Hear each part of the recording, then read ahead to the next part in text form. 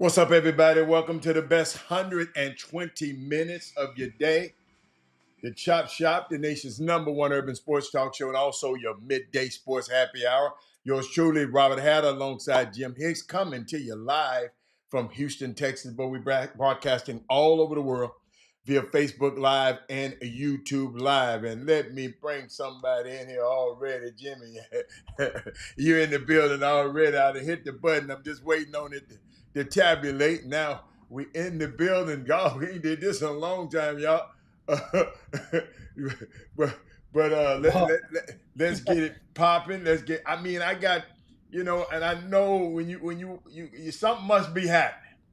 So I'm gonna, you know what? I'm gonna let you, cause I got so much stuff, and I'm sitting up here looking at stuff that I got going on, but I could do it. I could do it the rest of the week. But share the show, everybody. Hold up, let me get to sharing. I haven't shared yet, so let me get to share. What's going on, Jimmy? Let me share while you talking. I'm gonna share. Well, first and foremost, good welcome you guys to the Chop Shop. Hey, while I was on the road traveling, of course, last week, and sometimes, how do you know the same thing? You everywhere you go, we go out of town, in the airport, in on location, and you see people, and every other person is mentioning, hey, the Chop Shop, the Chop Shop, the Chop Shop. Guys, you guys don't realize just the alumni of distinguished guests that's been on this show, and we don't realize what it does and has done for a lot of people, and it made their days or their weeks. Got some people, it extended their reach in their fan bases because of their conversations on the Chop Shop. And I'm glad you said that. But you know what, Jimmy? And I know you was mentioning the people that have been on the show. But you know what's special to me? The people who listen and the people who constantly come on here and dial in. Because if they didn't dial up, if Daryl Anderson and Thaddeus Moody and them didn't dial up and Brandon Weefall didn't come on, man, I wouldn't be doing this. So they are important to me. And I know the other people are important, the Shaqs and all the people that have been on the show. But man, the people that listen and support this show every single day, those are the MVPs to me. And because it wasn't for them, I've been clicked off. I'll be pretty as it is out there. I'll be on the golf course. But I just want to, we ain't overlooking y'all. I know Jimmy I'm just adding to what Jimmy was saying. All of y'all are important to us, man. It's very Jimmy. I'll never forget that lady was taking chemotherapy before she go into the and watch the show. And I never forget her saying, "Y'all the best 120 minutes of our day, her day." When stuff like that happen, that don't happen. And later on, I'm gonna bring up some stuff about this, that how important a platform is like this. I'm glad you brought that up. But what else you saw? What else you saw out there on the road? Oh man, I called myself doing my Georgia two step when I was gonna or three step. I was gonna go down there and check out the Under Armour event, which was in Atlanta, Mm. and Atlanta, and then go down to Nike for the last day and a half, then fly on back Sunday night. And I was gonna go. Of course, the last couple of years I get in there and get invite. Chris Paul does his annual party on the golf course. He has a golf thing down there. How do you remind me next year? That might be the play. We might do get down there and do the Chop Shop on the green. They got the golf tournament. Your boy Steph Curry and all of them was down there because Under Armour. Steph Curry was in Georgia anyway for the Under Armour event. Then you Not this had year, Jim. Steph wasn't there this year, Jim. to the golf tournament. Yeah, he be Well, playing in the golf tournament in Tahoe right now. well, he can be. Well, he can be two places at one time. He wasn't down there. I didn't make it down there. I No, know he was. no. That was the Unless place he he's supposed to came, come in. I put it like this: unless he came on a Tuesday, I because don't know. Wednesday, Thursday, Friday, Saturday, he's in Lake Tahoe. It was on TV. Yeah, It's a tournament I go to every year. well, Yeah, okay. Yeah. Yeah, but he was in Lake Tahoe, and he couldn't have been. He wouldn't have been in both of them. I know he was one of the Hmm. guys that was saying that was invited. You know, you got right. Invited Yeah. on these flyers and stuff and promos Yeah, don't yeah, yeah, mean yeah. But he confirmed. would have came now. Confirmed. He would have came Yeah, now. It's golf. yeah. And You're right. so, because I didn't see him at the Undome event, I thought that was peculiar. If he was down, but at the same time, he's flying on a PJ, And, so he don't have to be the and do that. Jimmy, He you got don't to drive. realize. You remember what happened last year? He missed the tournament. That's the first time he missed the tournament in a while. He missed the tournament because of the Olympics. Olympics. Yeah, he was at the Yeah. Olympics last year. So, but that's good observation though So about yeah, that. and so now I got down in Atlanta. Also, you guys know I didn't. I mean, I Something was must be this happening. close not coming back but I know I had a short week.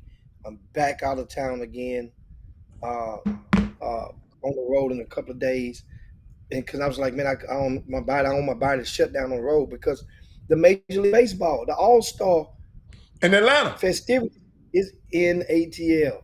Yeah. Uh, they had the HBCU All Star game on Friday Wait a minute. or Saturday. No, Friday. yeah, Friday. Friday. it was packed It was too. Friday night.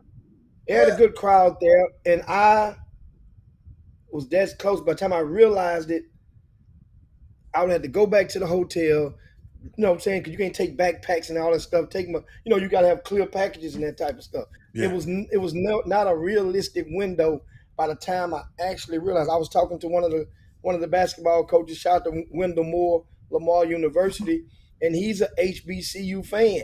And it's like, man, you'll go. He's like, I go, but I got to go to the hotel. We stay in two different directions, and I just couldn't make it. But I did look up a couple of guys, maybe two or three from Texas Southern University was represented in that All Star game. A couple of players from Prairie View were represented in that game, and they had 50 players, 25 on each team, played in that particular. And I think Ken Griffey helped put the bread up and sponsored that leg or energized Yeah, he that energized. Yeah. that has his fingerprints all over it. So Yeah. shout out to Ken Griffey Jr. for his efforts. It's kind of like what Chris Paul helped energize the HBCU All Star Game during the Final Four. But but That but but, happens every year. but it's a little different. Chris Paul's hands was really really on. He went to he took his classes and graduated from an HBCU. So Chris Paul is actually a HBCU person. You know what I'm saying? He been in that Winston Salem community. That's all I'm saying. I don't know about Ken Griffey and his parlay into the HBCUs as much as Chris Paul really lived it. I mean, his family, his brothers, mom and dad went HBCU. He just happened to go to Wake Forest, but yeah, he's a big Yeah. contributor. So But man, of course, they said King Griffith's son played at FAMU. I didn't know that. Dad Moody said it. well, that's good. That's a connection right there. Yeah, That'll definitely keep you. That'll that keep that that. There that you go. that is. You know, Yeah, and that so is. dude. So you understand, Beyonce has 4 concerts in 5 days in Atlanta, starting back last Thursday. It was So you got to crazy. realize Thursday, Friday, she was Woo! off on Saturday, she went Sunday, and then tonight. 4 sold out shows in ATL 70,000 a in show. the football stadium. Yeah. Yeah, didn't have but 2 in Houston. She sold out 4 in ATL. So that I'm means gonna show you why ATL different. Watch this. I'm glad you said it. I wasn't gonna bring this up, Jimmy, cause I'm weird. I watch stuff. Cause when he came here, when they came here, first thing I asked everybody who went, did Jay-Z perform? They said no. Jimmy, the concert before Houston was in Paris. he played. He showed up over there. He sung in Paris. Oh, watch this, in Paris, and then in Atlanta last night. Jimmy, he showed up in Atlanta. Them other nights he didn't show. I wonder what's the significance. I don't know what the significance of it. Well, Paris, Atlanta. Something he's going. Jimmy, maybe he's about to do an album. Maybe he's working on a tour. well, Something is remember going on. remember him and Kanye West made the song Yeah, N-words in Paris. Yeah. So that's a connection for Paris. That help you with Paris right But there. what That about means Atlanta? now ATL. That's just give it a little thought. Somehow there's a significance. Then guess what? Guess what? Atlanta may have been one of those cities where knowing Four sold out souls. that you're already an employee or contract employee with the NFL. So why you may be there for some of the festivities for the All Star, the Major League Baseball All Star weekend. Anyway, and just say while I'm there, I might well go on and get this extra check. Then also what it does is it keeps the anticipation, the lotto like anticipation for ticket buyers. Jay-Z might perform in my city upcoming. He performed there. So you keep you guessing and it makes the ticket values stay up because now everybody's streaming shows and filming the concerts. Now, but still though, you don't get He that. don't do but one song now. He don't do but one or two songs. That's all. That's all it takes. That's all. That's all it takes. But Jim, it's just something, Jim, you had to see. I watched it with intent. In Paris, I'm getting all the feed from over there. And I'm saying, hold up. So Houston, he finna perform in Houston. Because Houston, the next show after Paris. We don't. It didn't happen in Houston. And because I asked him, then the man go over here. But then, Jimmy, 4 sold out. Something. But Atlanta is a big what? Music market. Music industry market also, Jimmy. So it's great. Hold up, Crystal. We got our Atlanta reporter right now. She telling you, Jimmy, everything you said. And he said the A was crazy this weekend. If I had a knew all of this, I would have been to the A instead of it. I didn't know all of this was going on. So guess what my hotel was? So I can tell you where I've been. I ain't gonna tell you where I'm at. Guess what my hotel was? Guess what my hotel was? I don't know. Which one? I don't know. It was downtown. Hold on. What? Go on, tell it. So I can. You remember? You know the W in Buckhead? Yeah. Right around the corner from your spot, Chops. Yeah. And oh, I got me a new cigar bar too. Oh my cigar bar, the red phone booth around the corner. That's my cigar bar. That's my speakeasy cigar bar. Hey, Al, they got the old I got another one for you, homeboy. Did you see our friend that happened to coach in that area? I reached out to him. Hold on, like I'm young. I checked in. You have to check in with him. I didn't even ask him was he was in town. I figured he was already in a row, so I didn't even ask him. He was happy. He was like, my in. What you doing here? I said, I'm here. I'm in the city, boss. I know you got to work in somewhere. But I checked in. Hold up, Jimmy. Watch this though. She said HBCU a game, the baseball All-Star game, 3 back-to-back Beyonce shows. So it's 3, not 4, Jimmy. 3. 3 what? Beyonce concerts instead of 4. No, she had 4. She had 4. Okay, so Crystal must. Another one tonight. It's another one tonight. Wait a minute. It was an international Q reunion. The K-pop event. The Dukes and Boots. What the hell is a Duke? Will Down and come on that Will Down and ain't nobody. Multiple concerts throughout and more. Wow. He said he building the buzz for Super Bowl. Okay, I got to show Atlanta some love. Okay, I got you. It's just one, but I bet you he don't perform tonight. No, he's not. Jay-Z ain't gonna perform tonight. No. He said, B, you can't give me. He told B, because you can't give me enough tonight, baby. You got to give me some sugar before I perform tonight. So that W in Buckhead, they changed the name of it. It's a Marriott property called the Colee. Okay. Colee. So it's a new Marriott property. Jimmy, guess what I found? Guess what I found out about Marriott? Remember to tell me. I got to tell you what I found out about Marriott. I know. I found out one thing about Marriott I didn't know. Okay. I give you one. You didn't know. But come on. I learned. I'm at Marriott, and I say, this time of the year, I gain a little weight. I give it back in the fall, the Wednesday after Labor Day. I know annually drop about 15, 20 pounds. So I said, I can drink some soda pop. I'm gonna get it all out the way. Labor Day a month and a half away. So I go there, get me a good crown. Give me a Coke back.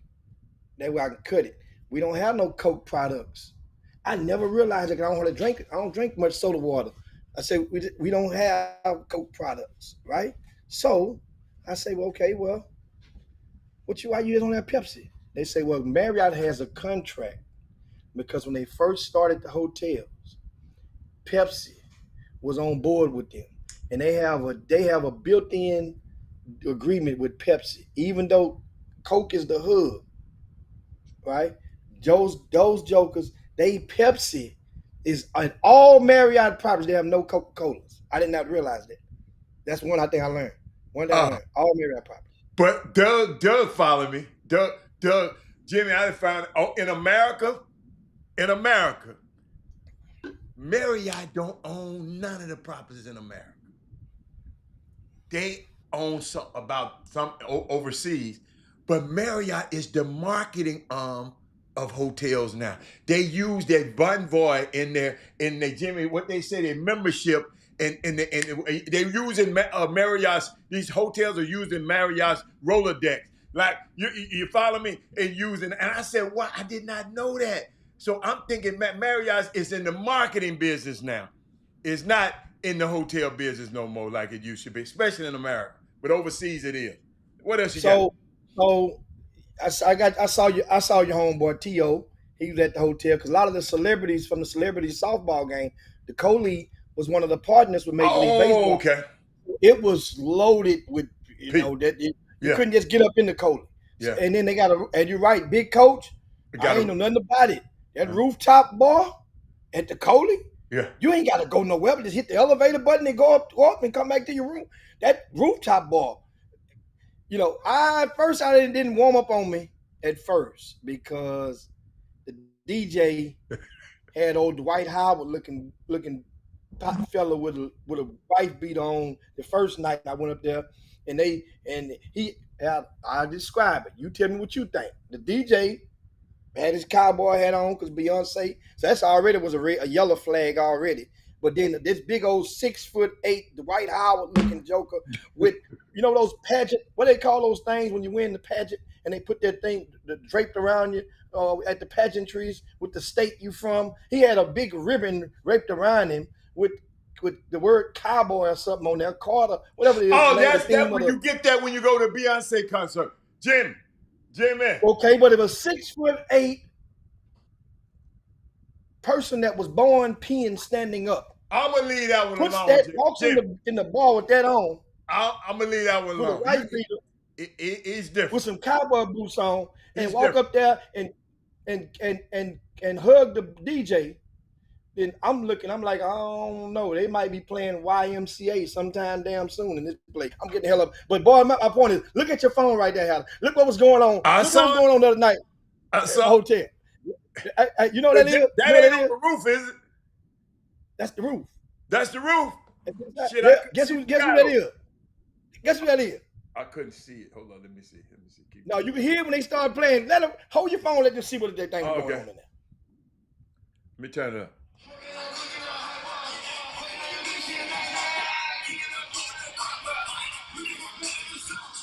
I can't play that. We can't play that music. You got 10 seconds to play. They give you 3-4 seconds before they flag you. Yeah. But that was your homeboy. That was your song. You sung the background vocals on the Chop Shop when that song first came out. That was Bad and Bougie. That's the Quavo. Man, I don't like them. You played that. You did. You Bad and Bougie. No, because I didn't know. I said, who in the hell is the Migo? Because I can't understand what they saying. No. But that was the thing. But anyway, man, I'm telling you, dude, this was a really, think about it. The odds of all of those events happening in Atlanta at the same time, or this is like it would be decades for all those, think about it, for Major League Baseball to be there, Beyonce to be there multiple days, all of her fans come rotating in and out from everywhere. Dude, Adam, we saw some of the stuff in Houston when Beyonce was here with the Beehive. But in Houston, you know places not to go because you don't want to get into so much traffic and whatnot. Yeah, when you're out of town, you're in the middle of this stuff. You can't avoid it. Dude, people I'm willing to bet. I can't wait. If one of you guys is in finance or economics savvy, I wonder what the earnings, the quarterly earnings, will be for the second and the first and the second and the third quarter of this year for cowboy hats and people that sell Western cowboy hats and those. I guarantee you that those whoever sells cowboy hats have increased their revenue because everybody it's almost I didn't realize it, but the females well, and according to that 6'8" Dwight Howard looking fella, they feel like they got to have a cowboy hat on to go to the show. That's part of the ambiance, like a rock going like the Rocky Horror Picture Show. You got to have a cowboy hat on if you're going to see awesome and or boots. So boots have sold out the roof too. People that ain't see in Texas, we all got a pair. We all got a pair of boots in Texas. Except me. You just saying it ain't hit you yet. Yeah, it ain't hit. If it ain't hit rope. me in 30 years, I don't think it's gonna hit me. But keep going. So this is the thing. She think of everybody in every city. They're going to buy those accessories to go to her show. And now I get it. And they say like Taylor Swift has her following. But Beyonce, this Beehive stuff, that's a serious affection. One lady was at the hotel. She say she saw Beyonce in another city. No, I'm sorry. She was at the airport, going from Houston to Atlanta. She saw her in Houston and going to see her in Atlanta. Her and her girl. Excuse me. A lot of women with money is doing that. Wow. Now she didn't do the car thing. She has a horse now. She been had the horse, Jimmy. She been had the horse. The car thing, she ain't messing with that no more. Because the car was for 16 carriages. That was for a certain song. Yes, she been had the horse.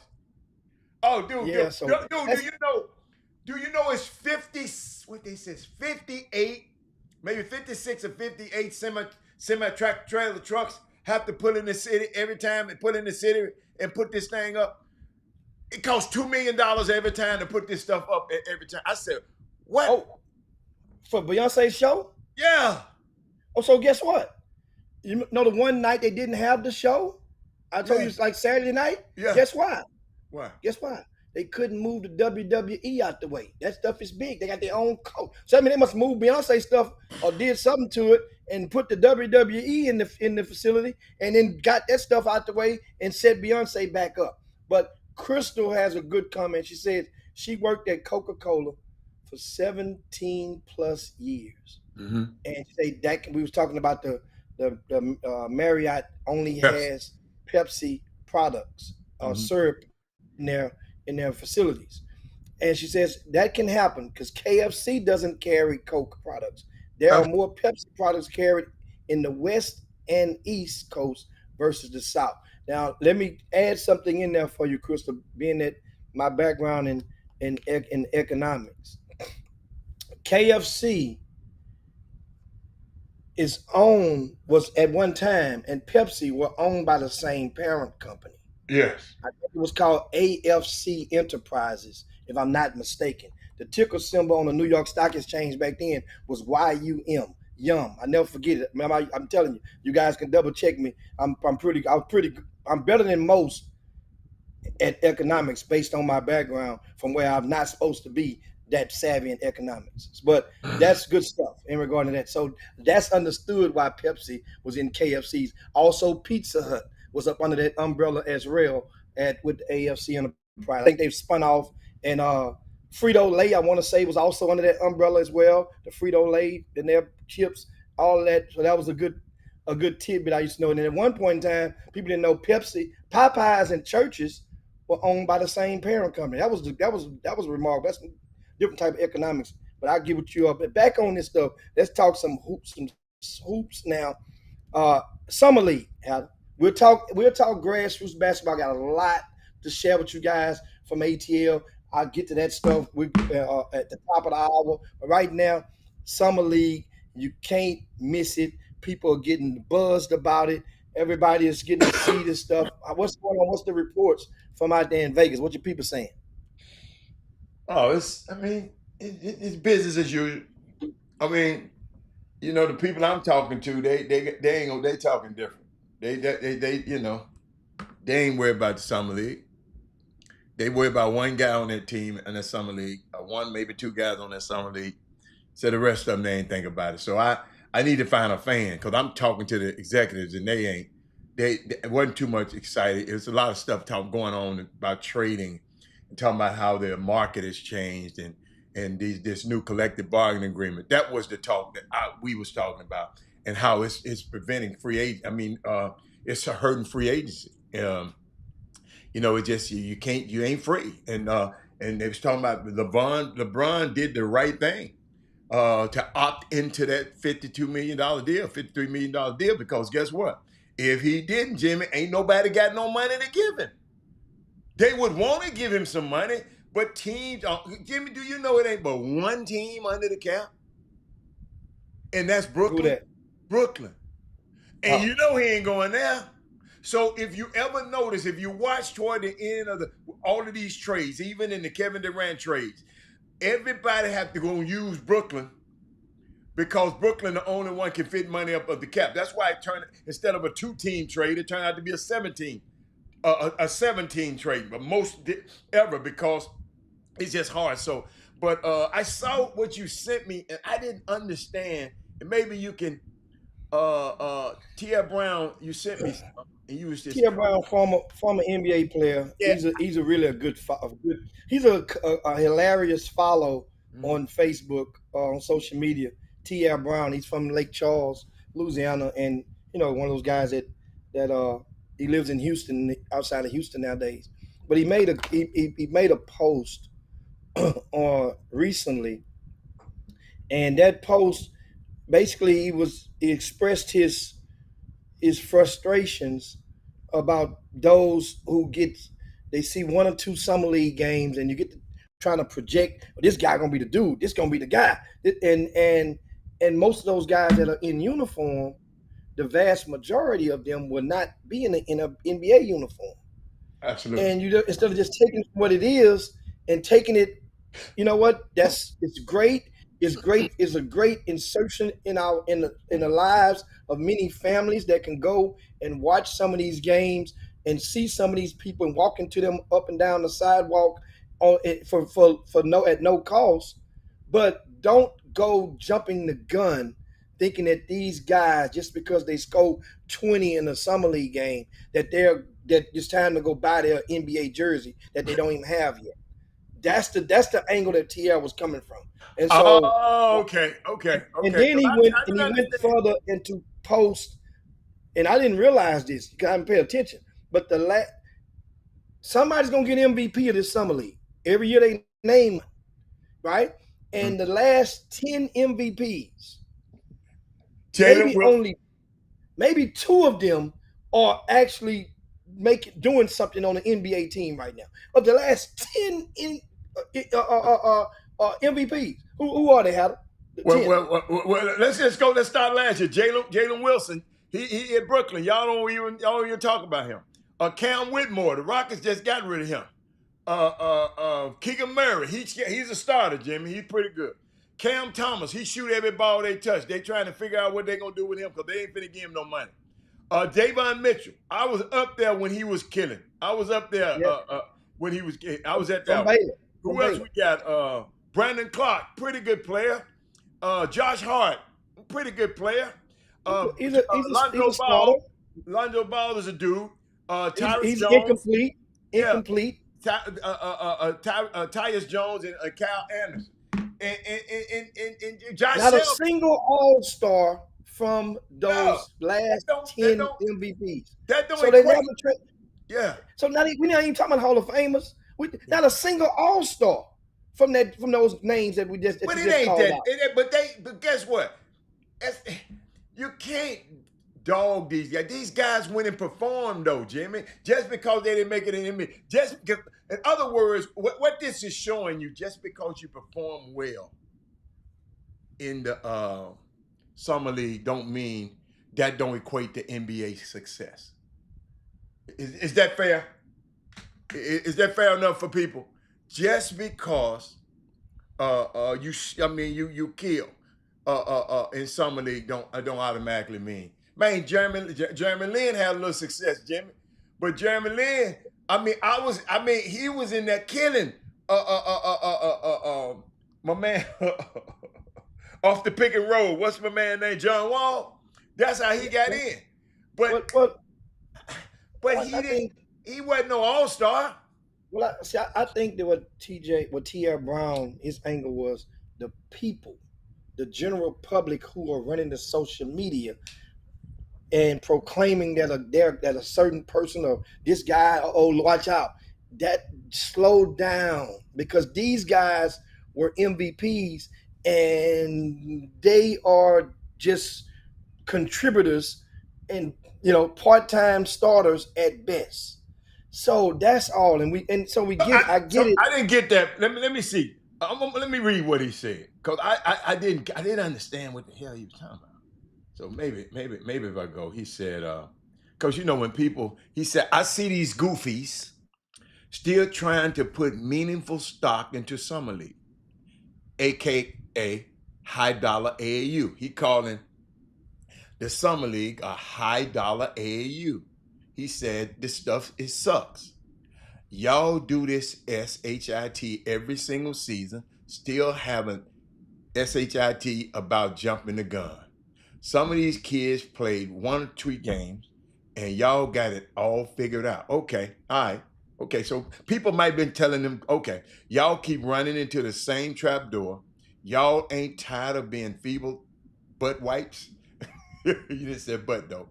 He said, tell me how many of the NBA All-Stars and future Hall of Famers you see in the summer league. Okay. But everybody ain't going to be no All-Star, Jimmy. That's not fair. Everybody's not going to be no All-Star. Jimmy, everybody, let me repeat that, y'all. Everybody that plays in the NBA, I told a guy the other day, I said, you know what I call a role player in the NBA? You know what I call him, Jimmy? A millionaire. That's what I call him. A freaking million.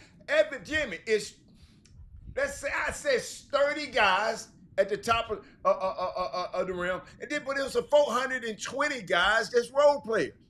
So that's just the way it is, ladies and gentlemen. And the summer league is just I'm gonna tell y'all. I hate to tell y'all this. The summer league is really a big meeting of the NBA. It's their summer consortium. It's where they come and do things in the summer. They move their whole offices, Jimmy. I know you probably know this. The whole office is moved from New York to Vegas. They take up all over certain hotels. You ain't gonna be able to get in because the NBA take up the whole thing. But but get some guys sneak through it. Jeremy Lin, he got through. He made some money in the NBA. Some got so what I think TL just saying, don't get too up, like you said, Jimmy, going buying your jersey because your son playing on a summer team, on one of these teams. Because he's interviewing for all 30 teams, y'all. Nobody got, he got a summer league deal with them, but he can go to any team. So he just got to go out there and do the best he can and hope somebody invite him back to camp and hope that he can be on the team. That's all it is. That's all. It's a big thing, though, but don't get too, I put it like this, don't get too high and don't get too low about it. Yeah, that's the thing. And a lot of people we hear it all the time. Well, my so and so playing for the Lakers. No, he's playing with their summer league team. He's on their summer league team, and if things go well, he would be playing for the what they call a team, the LA the Defenders, what they call them, the G League team. Yeah. I think yeah. Something like that. It's and I get it's a resume builder and it's not a dish. But Jimmy, let me add something. Let me add a caveat to it. Ladies and gentlemen, every Korean, a European team, Japan team, every team all over the world have their contingent and have their convention there too. They're watching the other players. And Jimmy, if you playing on one of these teams, it ups your bargaining power for your foreign team you play Yes. on. Yes, these are auditions. That's what you just said. It's still audition. Yeah, And that's the thing. It is what it is. But I get it because I've heard people say I'm just basically making a public service announcement or a plea for guys to, when you hear people say that, please take the time out to educate them that this is what it ain't and it's what it is. Now there are a lot of players that are there that were first round draft picks. yeah. That's and rookies going into their second year playing in there. That's mandated for and They some ain't in their rookie no third more. year. That Jimmy, you got third year guys too. Third year, fourth year. They I trying to just said some in their get third year. in. Yes. Some in that third year that's Yeah. trying to get it and make their team or get an advancement on their minutes. But that's not. I understand. There are people. De'Aaron Fox played in this summer league.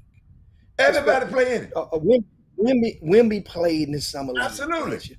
All of the star players. Cooper Flag is going to be in the rotation. Yes, he's going to be playing for the Dallas Mavericks. Absolutely. Yes, that's part of the draw for you to buy your tickets and Yeah. for to be the marketability for people to watch. As they said, they set attendance records when Cooper Flag played Bronny James Man, the other night. I ain't never seen nothing like it. I mean, through the roof off the viewership.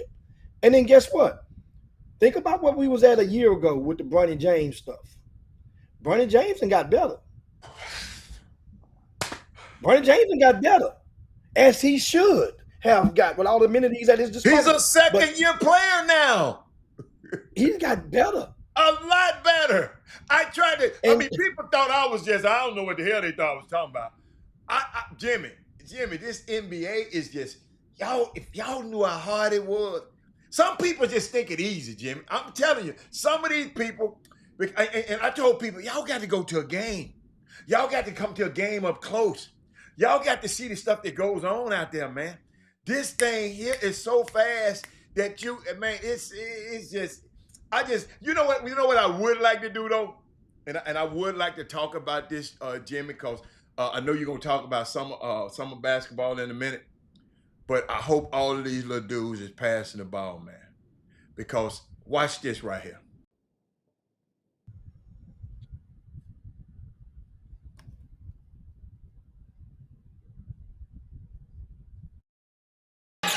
That big body, he was in his chest like bronchitis here. Yeah, I mean, that's what he's out there to do. This is his calling card initially at the NBA level. This is why he was drafted in the first round. That big body, he was in his chest like bronchitis here. Yeah, I mean, that's what he's out there to do. This is his calling card initially at the NBA level. Jimmy, that boy Carter Bryant, that little dude who got kicked. By the way, Cooper Flag, baby boy, pass the damn ball. This is why coaches need to coach. I don't care. Y'all, I'm talking about the #1 pick.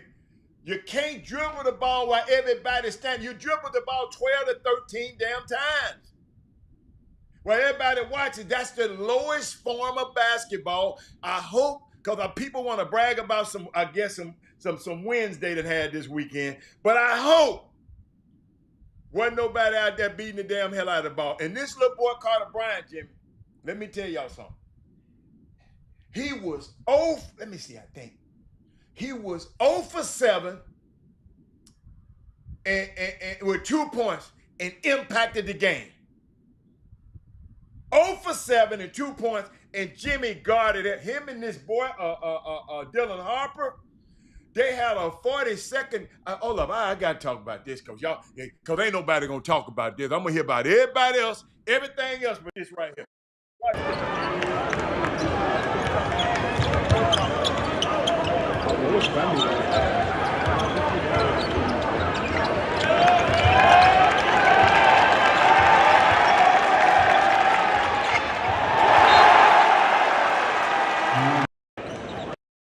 Basketball coming off that down screen and then doesn't miss a beat with the switch on the Mintz and pressures him and got the block and finish.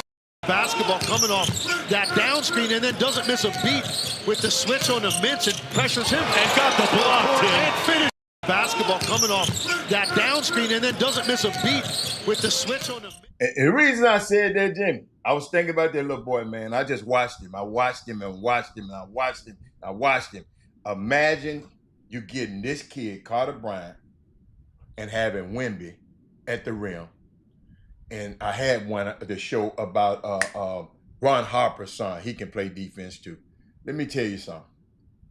He absolutely makes people's life a hell out there. You have to watch the game. I taped all of them. I'm sitting there watching. I don't want to play.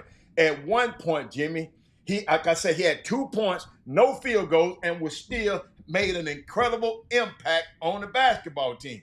Well, he was guarding the ball, but he prides himself in this, Jimmy. And then people tell me I got to try him. Too much pride. And let me tell you something. Don't try. Cooper Flagg was trying to try him. Don't try this dude, man. Just pass the rock.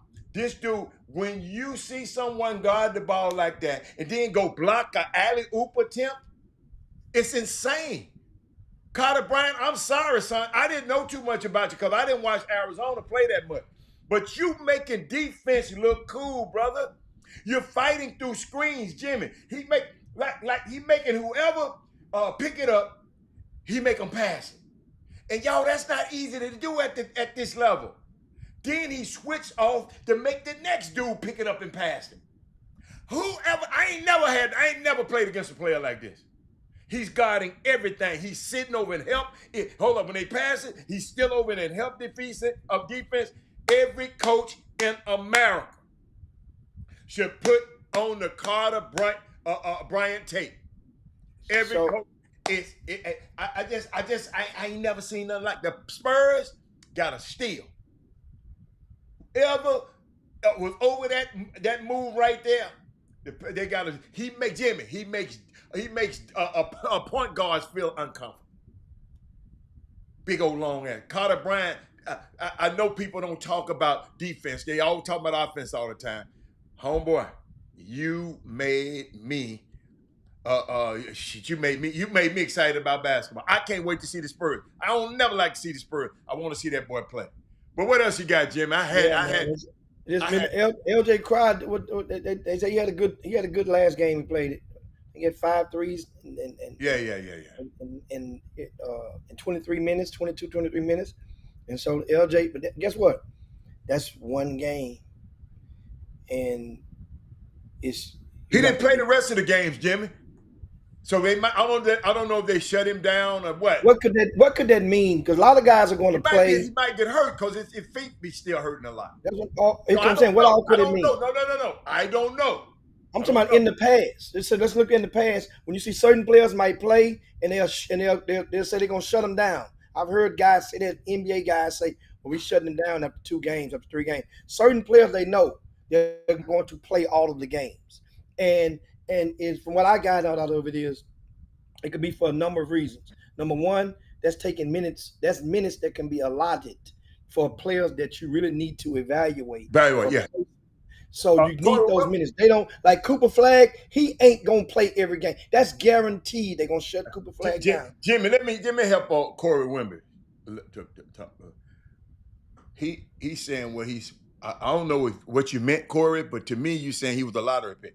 Just because you're a lottery pick, tell me a lottery pick did you know play defense like that then, Corey? Just because Anthony Bennett was the number 1 pick in the draft. Where is he at now, Corey? This dude a lottery pick. I ain't never came on this show and talked about nobody like this playing defense. Any long, athletic. I've never seen nothing like. I ain't never talked like this about a lottery pick ever. This boy, and Jimmy, I ain't saying it great, but Jimmy, you can't teach nobody to go fast, jump high, and have a motor. Them 3 things that coaches can't teach. And those guys, that guy right there, got every last one of them, and it's amazing. It just, man, this dude. I'm telling you, I'm watching the Spurs now. I already like Wemby, but I'm watching the Spurs now. Yeah.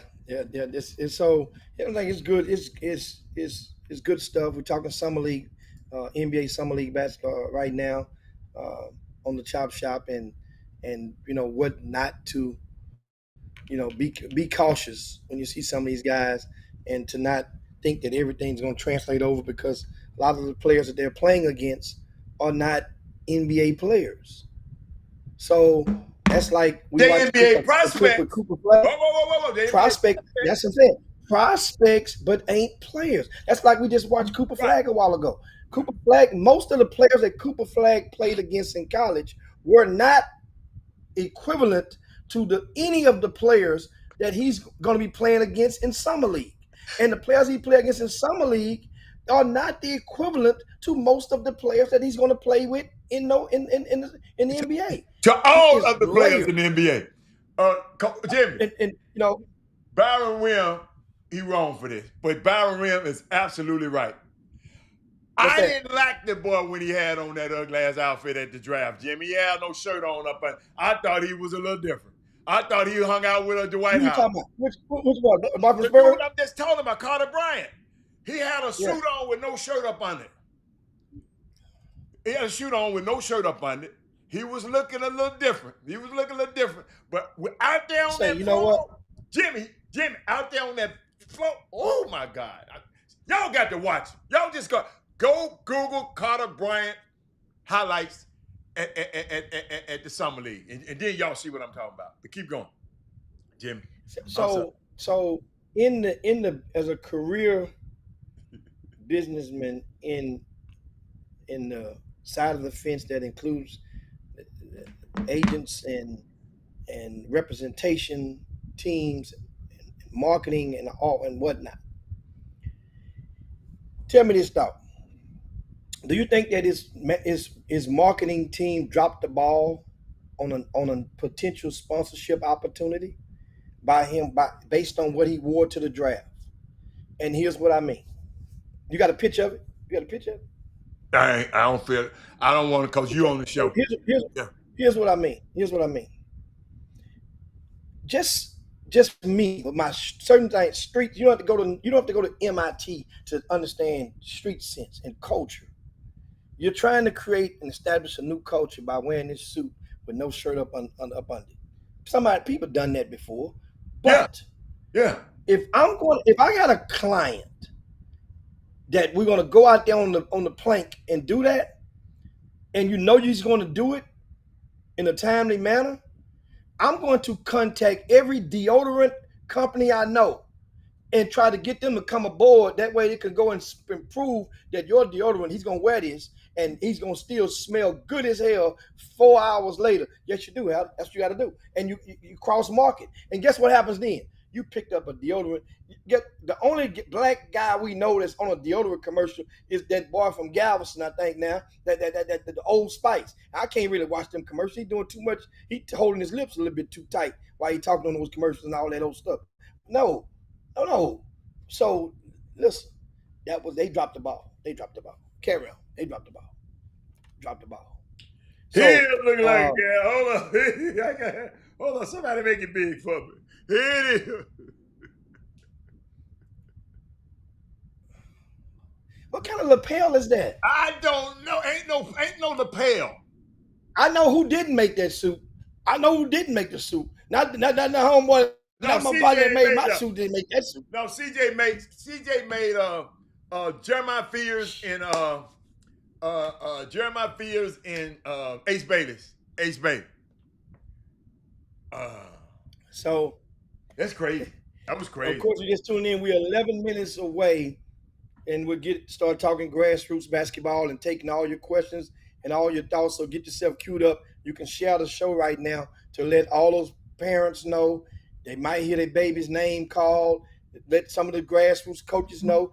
Some of them might be a little pissed off. But, you guys know, or you should know by now, that I'm really have a built-in repellent. And some of you in regard to that, you need more people to tell the truth in those spaces. So many people are shy away from it. Some may be non-confrontational. Some just don't want they don't want that type of static. Some people just like saying only positive things. Guess what? Each his own. But it's like pleading the fifth. If you're gonna say something that ain't positive on Monday, you can't come back on Friday and say, "Oh man, I speak nothing but positives." No, no, no, no, no. You realize you said this on it, so keep it real, keep it a buck, as some of you people. But I don't really believe that many people have to just like they want their own version of mirror, mirror on the wall in every room of the house. Meaning, mirror, mirror on the wall. Remember now the old fable back when we grew up as kids. Who's the fairest of them all? That person thought the mirror, mirror would say, "Well, you are." You know, you know what I'm saying? And so that everybody wants their own version of somebody that's going to sing nothing but praises and ignore the flaws. People need to hear sometimes and need to know what they need to work on. And this is how we go and we think about this stuff, and and we see so many horror stories, so many sad stories, so many teams went out there and traveled across the country. Not a single college coach come to their games. Then you start thinking about it, and you factor in, and it's almost like you've been there, done that. People wondering, well, man, did I make the right decision? Now, I'm not going to say you made the wrong decision. Parents, relatives, you invested in the pursuit of happiness in an effort to increase, in some cases, to increase or establish a degree of exposure for your relative. Is in most cases, it is not going to reap the reward that you put in. In most cases, it will not. I'm sad to inform you, the odds are stacked against you. Now, what do? You're here now. There's people out there that are trying to change teams right now on Monday. This is like like what they call it, Monday holiday after what they call it, Black Monday. The Black Monday. It used to be Black Friday. This is Black Monday. Yeah. People Black are Monday is when the trying. coaches get fired in the NFL. Coach, you know they get game on Sunday, they get fired on Monday. Black Monday. Because Jimmy, go back now. Because take me, Coach. You lost me there for a minute. I want to make sure I know what I'm talking about, right? You talking about mirror, mirror on the wall.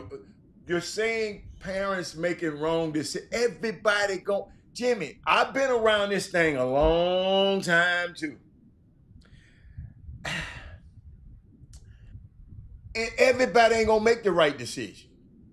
You follow me? Some people might think decisions I made weren't correct, but they were the right decisions for me and my family.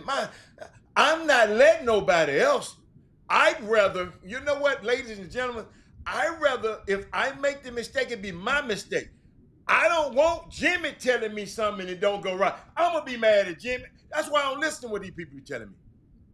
Because what you have, so I don't know what angle you coming at, because I'm trying to figure out, what are you saying?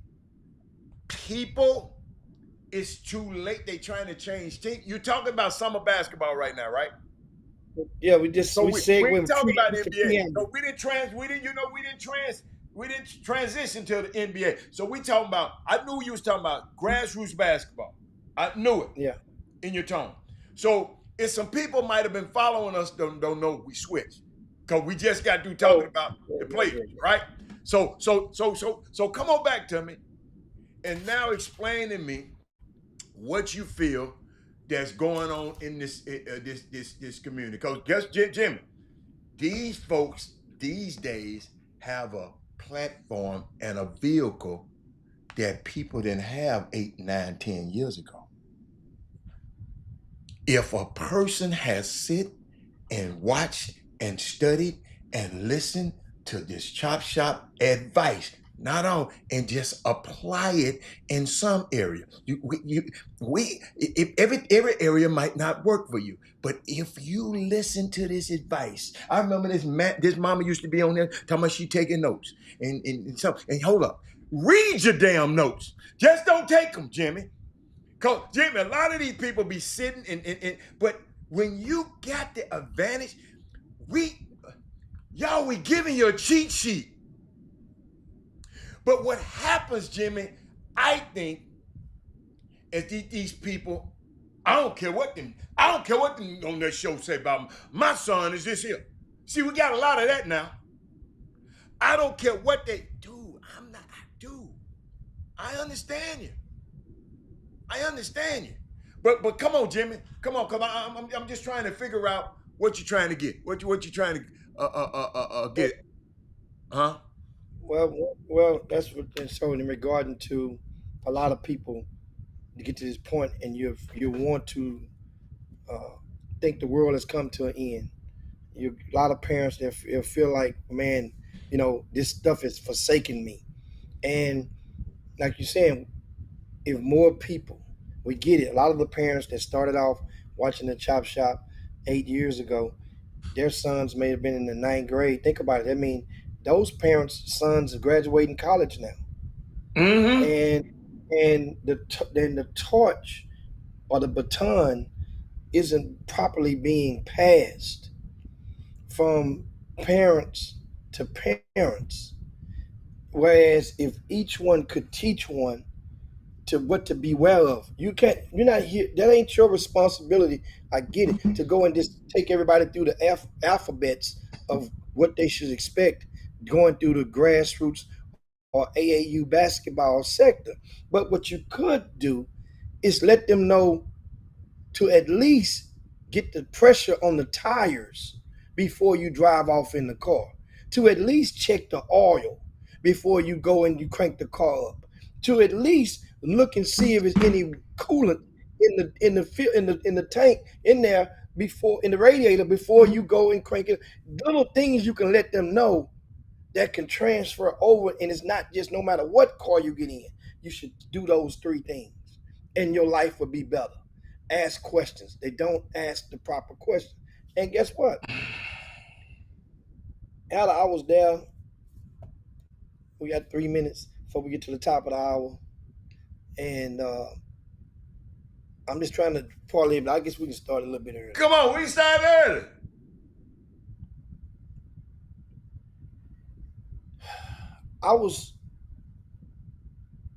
No matter how you slice this stuff up, the live period is a period that a lot of people uh, have long been expecting.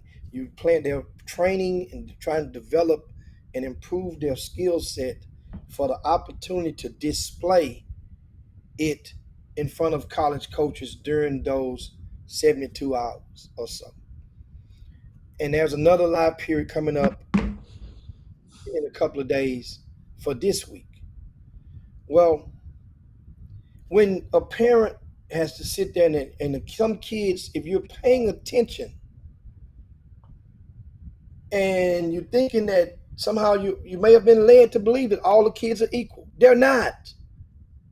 So that's the disclaimer. First of all, grassroots coaches, stop making these people think that all of the kids' talent level are the same. I'm gonna treat everybody the same. You're not. If some kids are late for the bus, you would leave their ass if you know they had another ride. You wouldn't just leave them. I get it. You guys get what I'm saying. If some kids are late to the airport, and you're risking missing the flight with the group tickets, you're gonna go. And some kids, you're gonna tell everybody else, you're gonna make adjustments. You know what? Assistant coach, y'all go ahead on. I'm gonna wait on this for myself. Y'all take the kids up there, y'all get on the plane, line up. I got it. He on the way. He parking. You're going to figure it out. All of them ain't created. All the talents aren't equal. So if you're paying attention while your kids are playing, you can see rotations.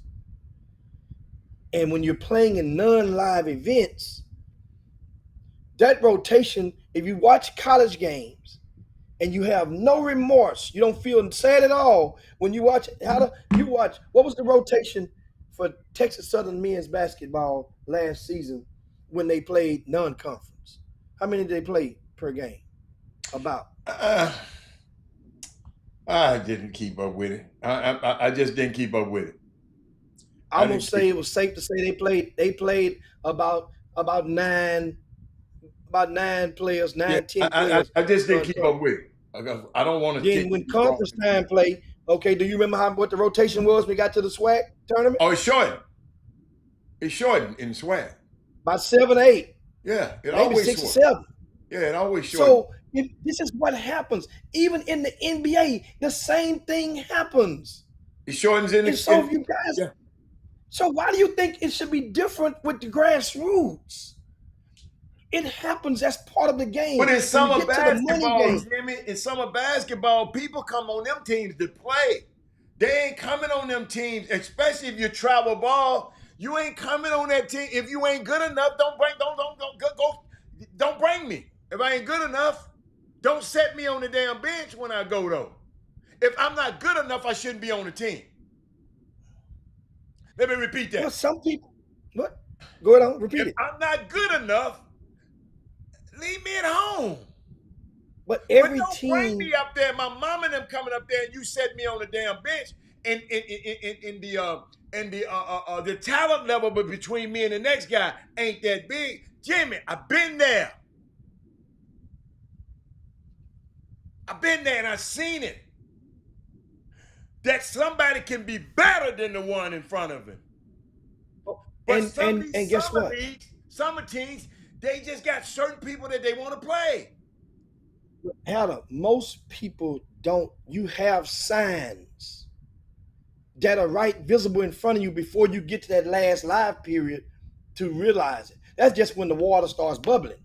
You get signs about your playing time and about the rotation. You get hints. It's right there. You get opportunities to go and leave. Most people are so struck by the smell of new tennis shoes. It's something about a box of tennis shoes that when they open them up, you give a kid a box, open them up, it must be crack like. So there they don't leave. And they stay, thinking it's going to get better. And then when you get down to the end and it ain't no turning back, then that's when all hell breaks loose. That's going to be in every parents, you're not alone. I'm willing to bet my right pocket that there has been numerous occasions, and pretty much at least one at every event this weekend in the country that was a live event, that there was at least one parent that either antagonized or wanted to hold court with the coach based on Oh, the coach's decision. unbelievable. I think that's I bet in every event. yeah. And because you know what, that stuff starts to build up as a parent, as you just said. The parent's sitting there and you're watching it, and you stayed, or you didn't make your kid leave when you could have left and went with somebody else, because that's what hits you as a parent. I can only imagine, Adam. You start thinking you're in those stands, you're watching little Johnny ride the shit out of that bench, and you go and you're sitting there, and there's 2 or 3 college coaches been there, and you see a kid fumble the ball off his leg, turn the ball over, and shoot an air ball, and your kid don't even get subbed in for him. I bet I can only imagine what that can do to a parent. And you're sitting there and don't let you have a significant other on the side of you, because they're going to say, think, well, you're the man. You're going to let them do this to our baby? So now you got to go do something because you pee standing up. And this is what happens. But I'm telling you, as a parent, there are times for those conversations. Right during or after a basketball game, in the gym, in front of all those very people that you want your son to audition for, you don't know what you've done. You are auditioning and you failed the audition for your kid, because they're going to say, I damn so don't. Who the hell is that parent? Oh, hell, we know who not to recruit. I don't want that. That's what you're doing. So people hear you in the stands. You have no idea who some of these people are sitting in earshot of you in these stands. That ain't the place for it. That's all I'm trying to tell you. How you can make this space a better place. That's some t-shirt stuff right there. Where Gary at? Get Gary put it on one of them dry fits. What I say, this ain't the, what I say. Make this space a safer place. What did you say? Make this place. Space. Make this space a better place. There you go. But Jimmy, I don't know. I don't know. I don't. I don't know. If you see something, you can comment. Because I'm just sitting there Marcus thinking. Carroll say gunshots were fired in Kentucky? No, it wasn't. No, it was not, Jimmy. I said Marcus Carroll. I know. Marcus Carroll, go and I said it in the question form. Do me a favor. Go and look into that a little deeper. It's a girls' event. Go and look at all I'm gonna tell you. Oh, that's old. We're talking about this weekend. It was supposed to happen this weekend. Oh, okay. Go and look at it a lot further than the clickbait. The clickbait, they had a hostage situation, police and rushing in there with guns and all that. All I'm asking you to do, go and take a look a little further, especially if you're putting it on this screen. Because Robert Hatter going to have to check you when he put it on this screen. So go and do me a favor and don't look with somebody that you scroll through Twitter, and go and find out what actually happened. Now, let's keep going. Hey, Michelle. You said you was just thinking, you're trying to get a grist on this. We're talking about situations right now, grassroots basketball. Jimmy, because I don't know what happened this weekend. Some people texting me. I'm getting texting, and I love y'all texts. Keep your texts coming. Because I don't know. I don't keep up with summer basketball that much. I just don't. But, Jimmy, I was on a summer team. My son was. And he wasn't playing the way parents that I thought he should play. Parents, I'm finna give you an example. I was mad. I'm flying. And I know he better than some of the people. I know it. And I'm sitting there saying, okay. So I taught my son. I said, come here, man. Let's go. Not out in public, mamas and daddies. I didn't let them know they had me mad. I said, come here. Let's go, man. He said, Dad, you can go. I ain't going nowhere. They gonna have to play me. I just shut the hell up. I was hot, then hotter than catfish grease. Cause the coaches kept coming to the games. He wasn't playing. And I had to talk and answer to the coach. I don't coach the freaking team. But if I didn't have nothing to lose, if I was one of these old ignorant ass parents, man, it was two dudes I would have whooped. And he know who they are. It was two of them I would have whooped. I mean, whooped them right there. But I got too much to lose. I'm not going to let my son do that. I'm going to jail. My son got to, no. Parents, if you were big and bad enough to allow him to go on that team, and hold up, I didn't put my son on that team. My son wanted to play in the EYBL. I never endorsed that. Jimmy, I never endorsed that. I ain't never called you. Huh? I'm sorry. But you're not alone. You're not alone on that. That's what I'm saying. Okay. You're not alone. You're not on the island with that. A lot of parents, when we're talking about upper age kids, we're not talking about 7th grade, 5th grade. Yeah. We're talking about 11th grade. 17 you. I'm talking about. Yeah, a lot of parents will give their sons or daughters the option, of multiple choice questions. You want to do this, or do you want to do A, B, C? Mm-hmm. Most people will at least once. I mean, you don't trust your kid at that age. You raised them after all. Right. Guess what? Here's the trick to it though, Alan, and especially from a guy that has no biological kid. Right. Here's the trick. Who gave the choices for the multiple choice answers? I say it. I ask again. Who gave the choice? Most parents, most kids have a multiple choice to answer. That means they have options that the parent give them. Mm-hmm. Right? You want blue, red, green, white. Mm-hmm. Who provides those choices for them to choose from? The parent.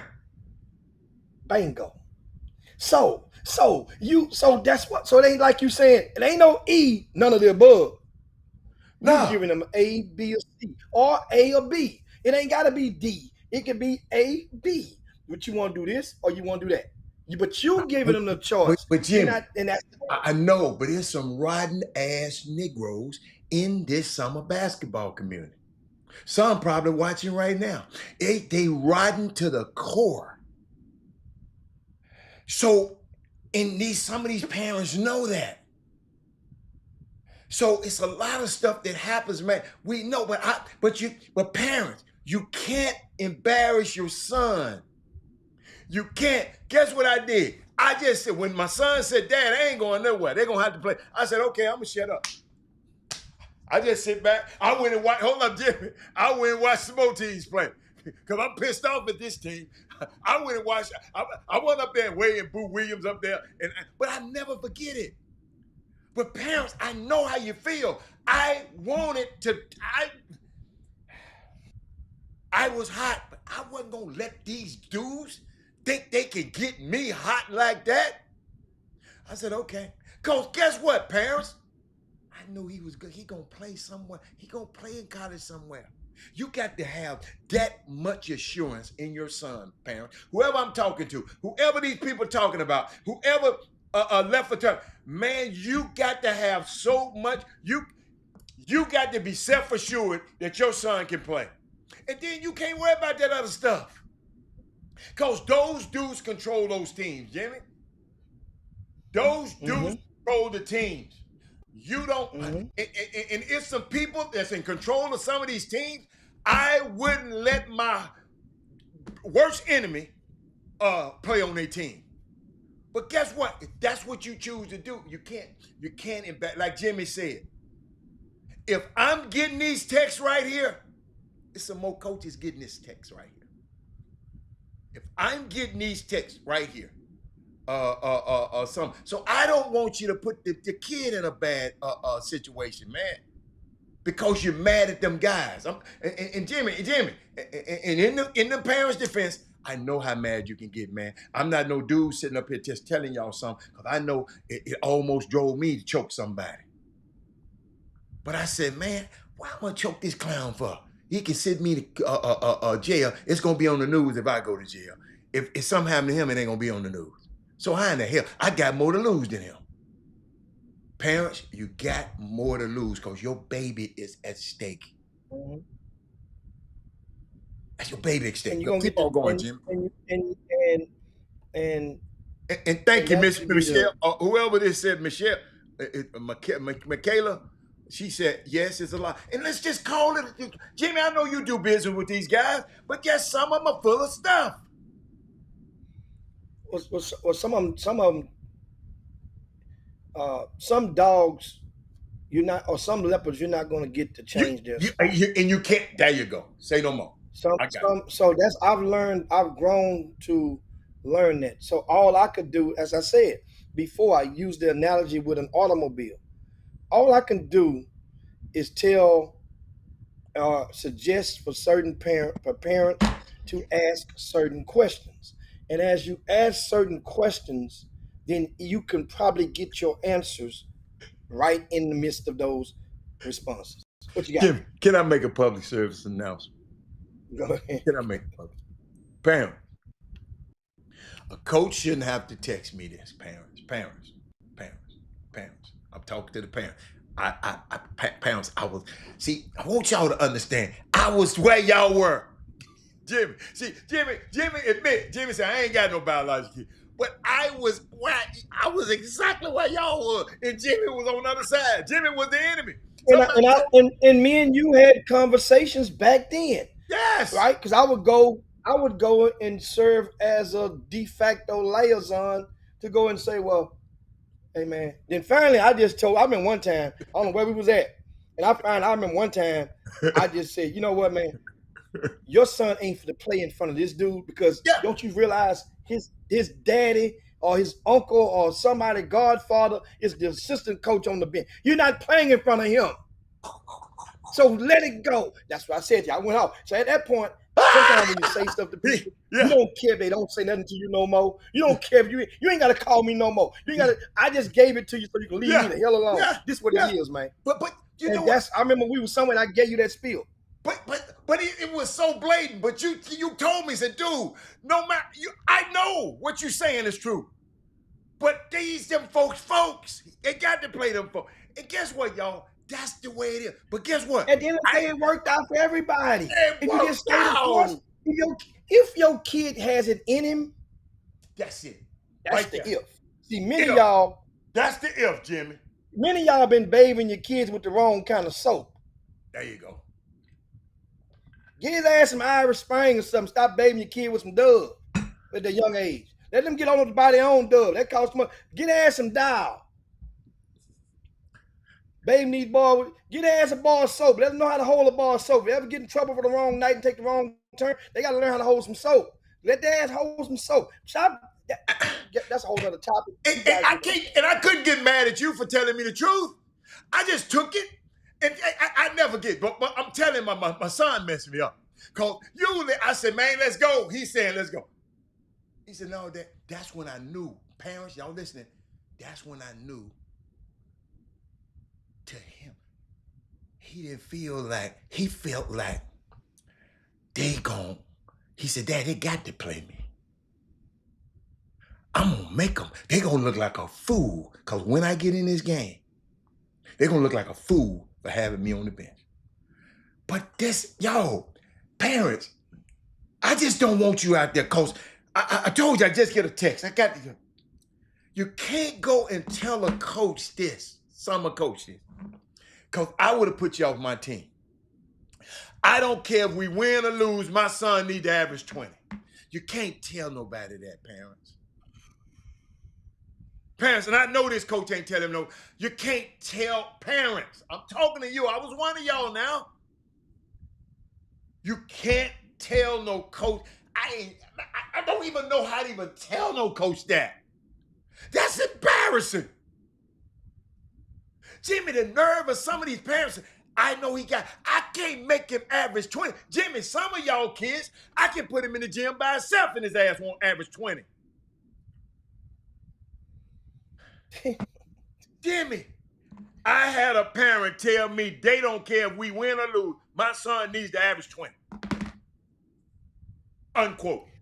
So this is my magic question. And this topic is why this stuff is not just one-sided. Okay. I got you. Because, Coach, did you take that kid on your team after that text message? Come on with it, buddy. Because if you did, then you are definitely part of the damn problem. That ain't a solution. You help create another damn problem. We need more problem solvers with this stuff. I'm telling you guys. Jimmy, look around. Jimmy, on what summer team somebody averaging 20?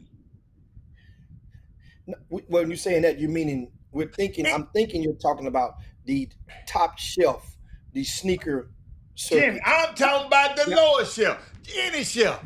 They got somebody that probably out there doing that on the lower shelf and some Junebug ball. Okay. But it ain't gonna translate to nothing. I put it like, whoa, I got this right. Okay, that's his own record. Like if I go to the UIBL right now, that is on record. And they got stats. They got some synergy on their stuff. Yeah, they got some synergy. No. That's something you're gonna be. Either you're gonna be two things.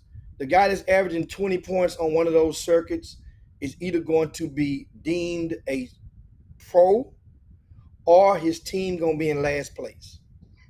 Ain't no middle ground on that. Ain't no middle ground. I'm saying it again. Either he's going to be deemed one of the signature names of that platform, or his team is in last place. They're going to get rich or die trying with him. And it's, like I said, I mean,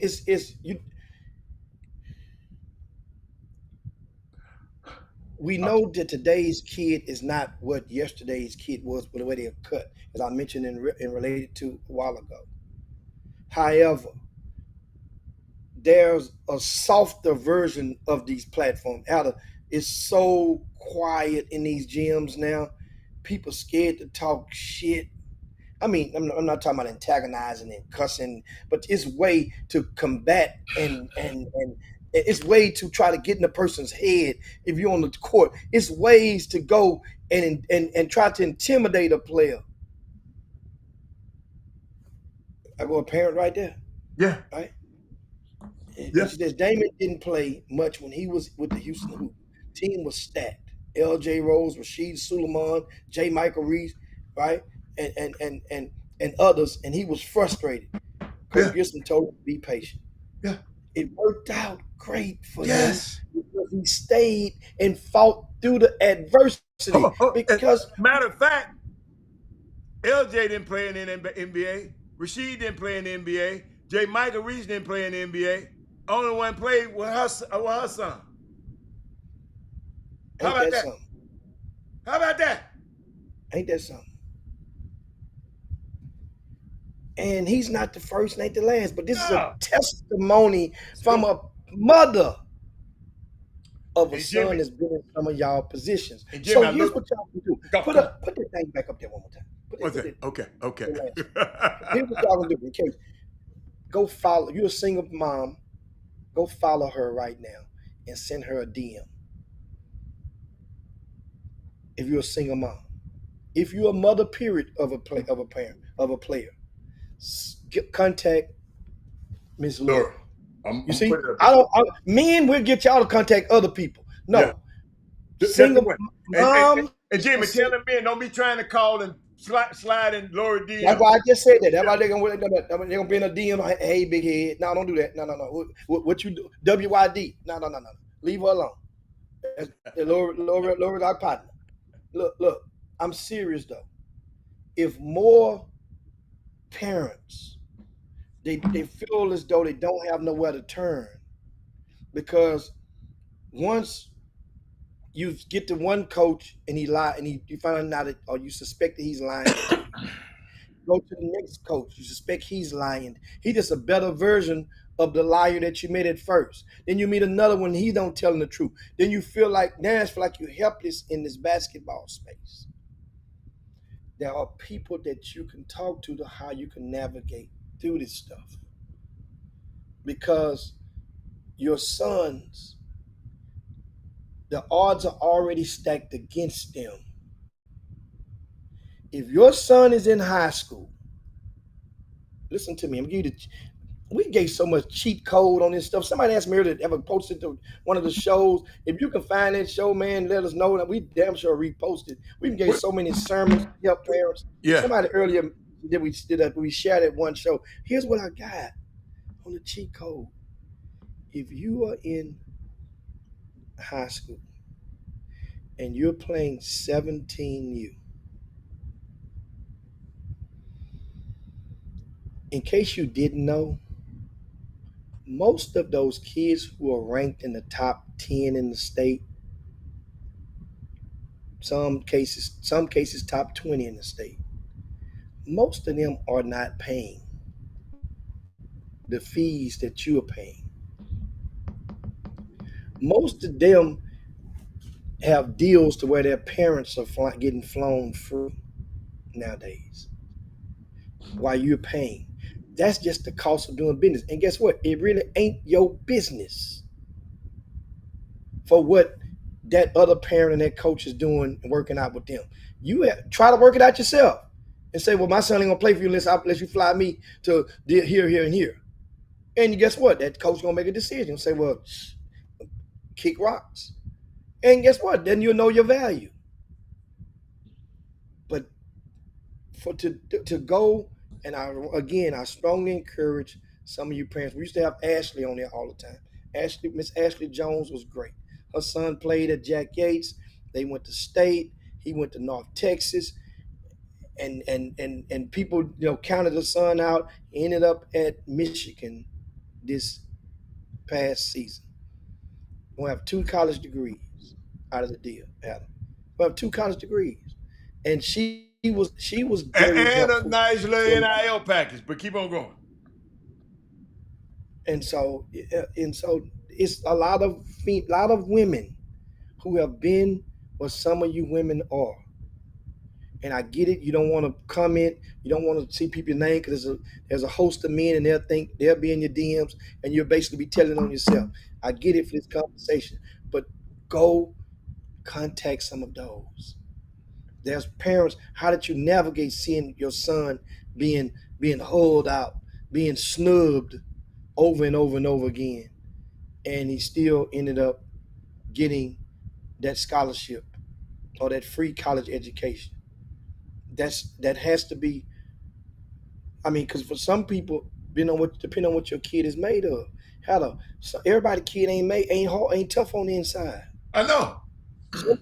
There are kids out here that have totally gave up on school because they did not have a Division I basketball offer. Yeah. They've basically given up on the whole education component. Yeah. And there are others that have went and put that pistol in their hand and took it out on innocent bystanders as a result of their basketball career not going as they were led to believe it would go if they did A, B, or C. They turned into the stick-up kid. I'm telling you, and I'm not telling you what I heard. I've seen this. This just is in H-Town. It's happening. Some kids went to go breaking in houses when it didn't go quite like they thought it would go. Robbing dice games. Some kids went to putting the extra stuff in their weed square. Some kids went to some. I mean, so depending on what they're cut from, you know what your kid is made of, or you're supposed to know as a parent. Many of y'all really probably don't know. I don't know. I'm just speaking from my perch in the trees.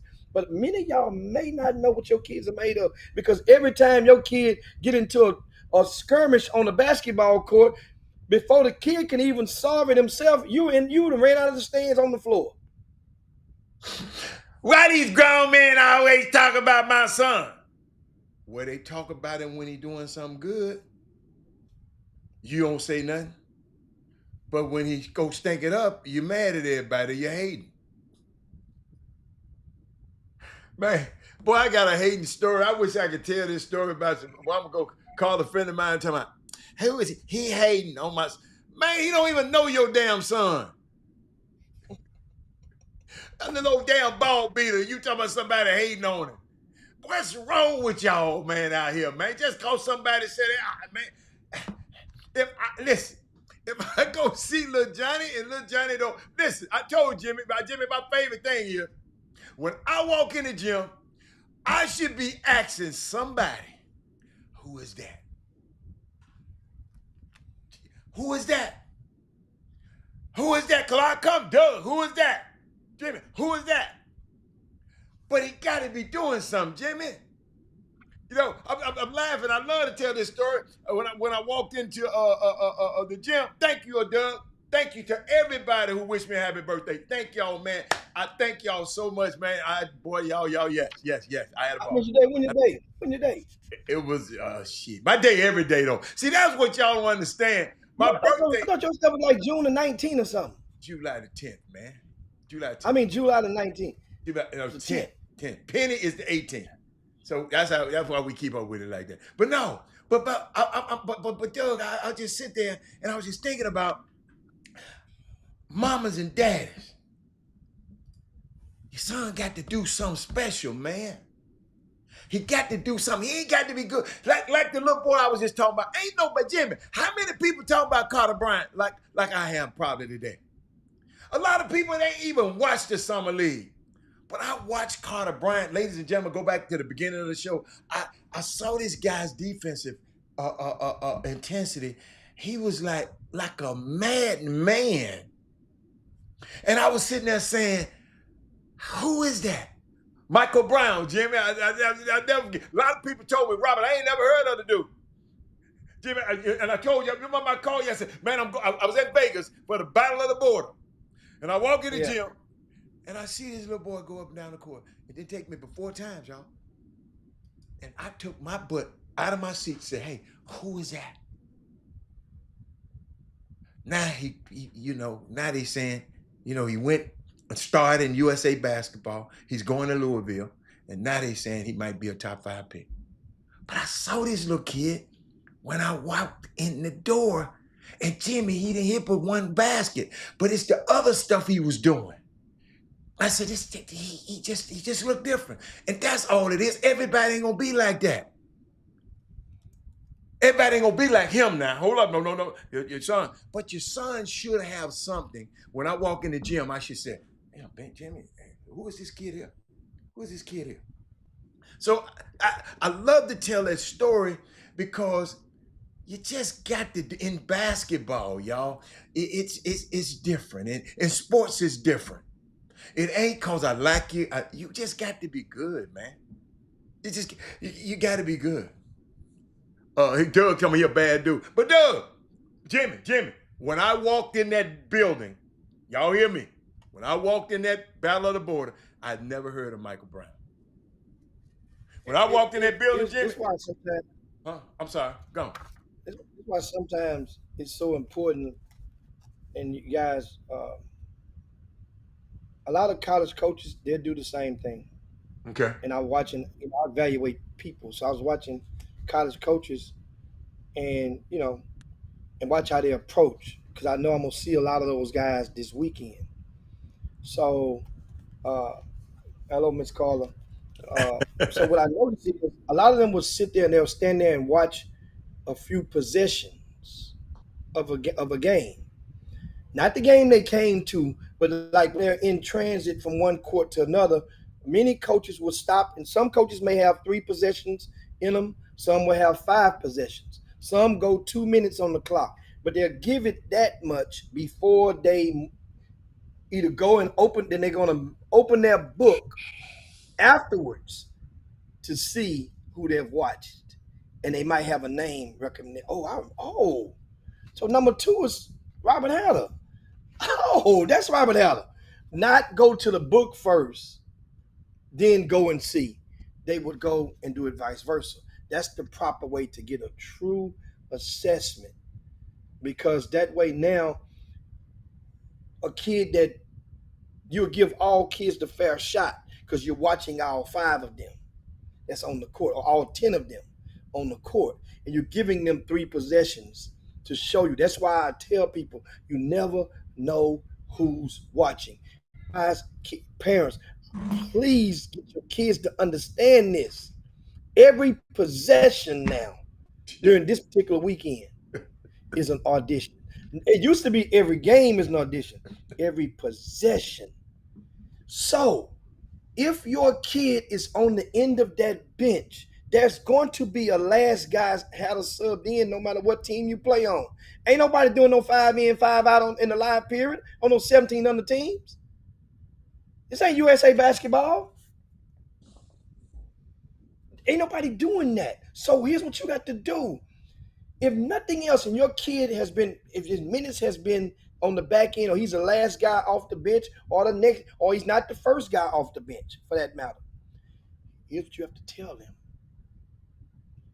To go and be the best teammate you can be on that bench. It ain't those kids' fault that you are in a certain space of displeasure. It ain't your teammates' fault per se that the coach decided to sub one end over the other. It's maybe your fault because you just might not be good enough. It ain't their fault because they're too damn good, or that they're too favorable. It ain't the kids' fault. Them the same buddies that you get when the game is over, you're in the room, you're dapping it up with them, You're high-fiving with them. You're congregating with them, fraternalizing with them. So then all of a sudden now, when the game starts, you don't like John Doe. You don't like your buddy now. So let's teach these kids what we can control. You can control that, parents. You can. Somebody sent me something, Jimmy. They said this AAU basketball world has gotten so bad. They call it AAU. I said summer basketball. They said AAU. It's seriously sickening how some of these parents act. They hate to see success for other kids. Want everything about their son. Can't function if their attention isn't about them. Summer basketball has become pure sickening. True but sad.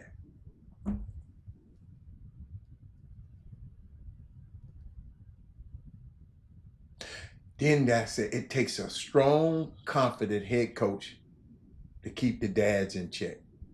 Most summer coaches are afraid to ruffle feathers for fear the player would just leave. Yeah. They'd rather take on the problem than keep the talent and tolerate the problem. As vice versa. When you can eliminate the problem and your remaining talent could be the greater than of the sum. Meaning that's addition by subtraction. You know what, Jimmy, and I think about all we have is our memories.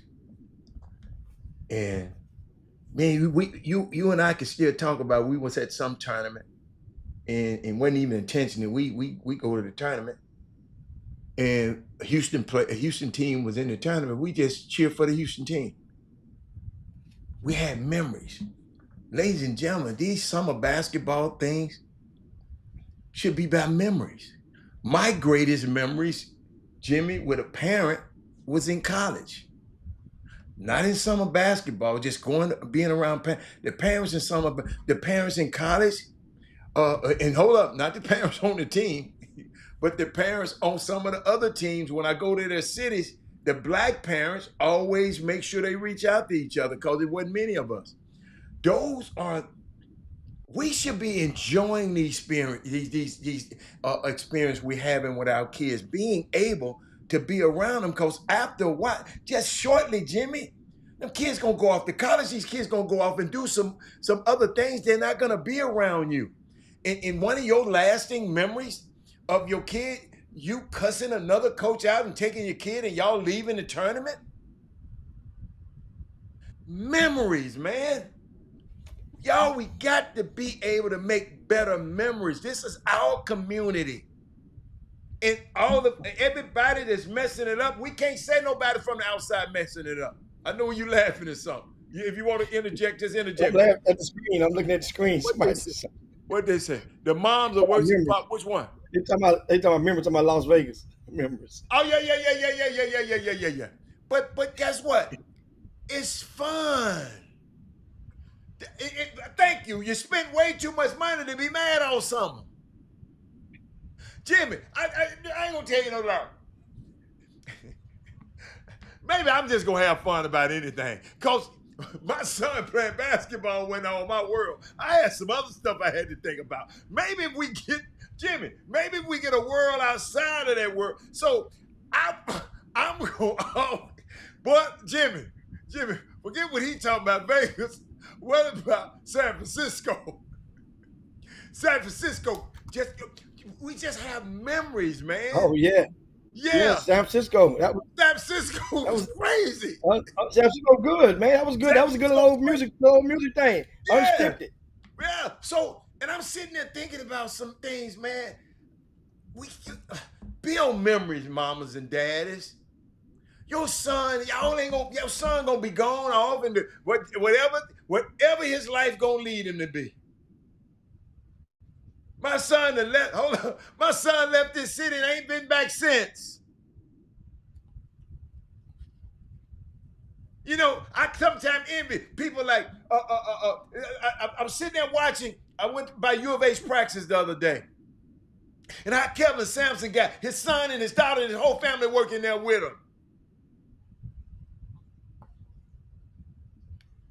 So now, that's why I create situations where me and my son and my daughter have, at some point, we got to get together because we got business to take care of. Man, when I think about that, memories, man. Y'all need to quit having everything man, everything man. My son didn't do this, my son didn't do this, my son didn't do that, my son, he did this. No. Come on, have some fun. Have some memories. Yeah, Jimmy, I mean, it's just good comments up in these what things. they saying? Talk to me. Marcus Carroll said that as a coach, coming from the coach. Okay. The one thing that I can't control is the ride home with the dad. Absolutely. The kid has to handle that. Has to do that. Absolutely. That ride home with the dad, I gave a whole sermon on that a few years back. Wow. And then people start paying attention to it. Because people really, they knew it, but you didn't pay attention. It was that bad. That ride home from the game, at the most, one of the most vulnerable times for a young kid, he has to get in that car and cry on the inside and physically on the outside while being dehumanized probably by his pappy as you look out the window as the car's going home. I told, and I gave this story, and somebody told me they said some of the most valuable information. I told them, I learned that you had to have a 24-hour cool-off period. 24? That's too long. Maybe 12. No. You gotta understand, I'm different. My son lived with, he always was at my house. He's at his mama's house, so I ain't gonna see his ass for 24 hours. Well, that's different with you. Okay, that's what I'm saying. So other people that I'm talking. Hold up. I'm just giving my. Okay, I thought you was telling everybody, recommending the 24 hours to everybody. No, man, that's why you're 24 hours. Yeah, you have to give them time, because he might say something and you might say something, especially after a loss, especially after a bad game. Coach, I'm telling you, I would never talk negative to them about him to the coaches, ever. He probably listening to this show right now. He know you ain't talking about no coaches. Huh? I'll tell you, this one episode would be in my book. And this happened about, I don't know, maybe 15 years ago at one of the events. And you guys remember the episode from Good Times when Penny was played by Janet Jackson, and Penny had the marks on or whatever, the iron burn or whatever. Chip Fields was the actor, the mom. Who was it? Chip Fields, Kim Fields' mama. She was the actress. Yeah, that was the mama on that show, on that episode. So I walk in the bathroom, and the daddy has his son jacked up against the wall. You said that. Keep tell that story.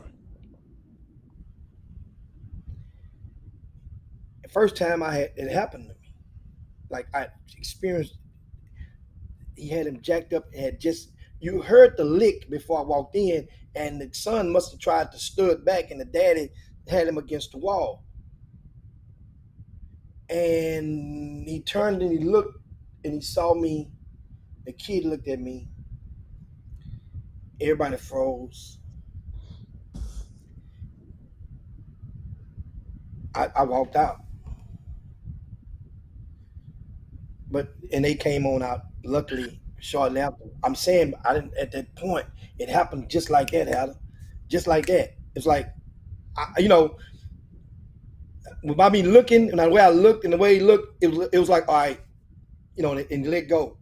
So I walked on out without I had to put my emergency brakes on. I couldn't pee right then. I had emergency brakes on. Jimmy, that's too much. I had to go find me a tree or something outside. I don't know what I did. Found 2 car doors, opened them up, and go in between them. But my point is, that daddy, what made it so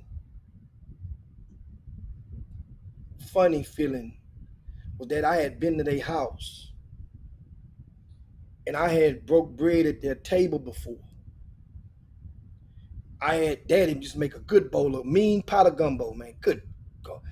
And that kid had went to about 3 different high schools eventually. He ended up getting a scholarship for college, but he had to go get it out the mud. But the daddy thought this kid, he never, and the kid, fast forward through, he ended up, I checked a few years later, and some of you guys can probably narrow it down who it might have been. And that kid ended up in newspaper for not bank robbery, but jugging. He got the jugging when they sit in the parking lot and you evaluate the people and they come out the bank and you follow them to the spots. So they went to the West Coast and did some jugging on the West Coast, and this kid ended up got sent to the penitentiary. My point is,